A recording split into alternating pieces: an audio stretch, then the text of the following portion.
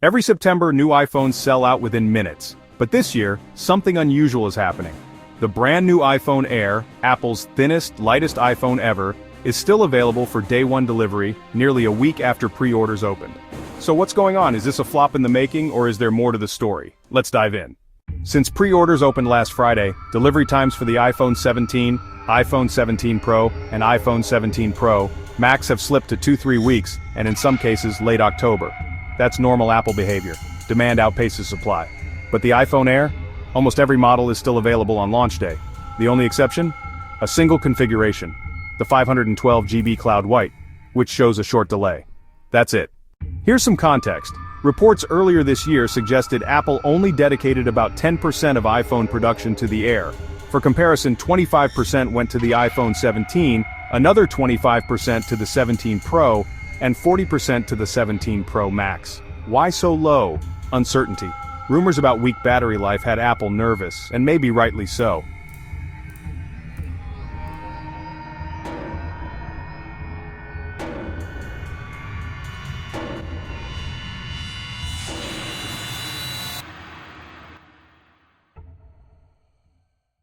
The iPhone Air's biggest challenge is its slim profile.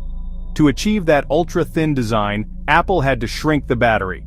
Analysts estimated only 60 to 70% of users could make it through a full day on one charge, compared to 80 to 90% with other iPhones. Apple's solution? A first-party accessory case with a built-in battery pack. But let's be honest, needing an add-on to make your phone last all day isn't the best look. Despite concerns, Apple's big event generated plenty of excitement. The iPhone Air got attention from Tim Cook himself, and VP Greg Joswiak even tossed a demo unit to TechRadar's Lance Ulanoff in a viral moment. Reviewers praised its sleek design and premium feel. Apple tried hard to pitch it as a non-pro version of a Pro iPhone. But early hype doesn't always guarantee early sales. So why is the iPhone Air still on shelves? A few theories. 1. Cautious buyers. People may want to hold the device in person before committing. 2. Trade-offs. If battery life really is a pain point, many will wait for reviews before hitting buy.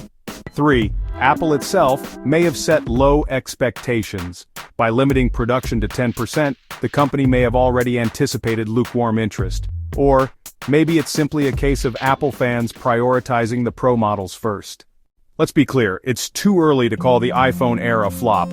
We're only days into pre-orders. Once devices hit shelves, the story could flip. Sometimes customers just need hands-on time to appreciate what makes a product special. Apple has been in this position before. Remember the iPhone mini? It sold modestly online but built a cult following.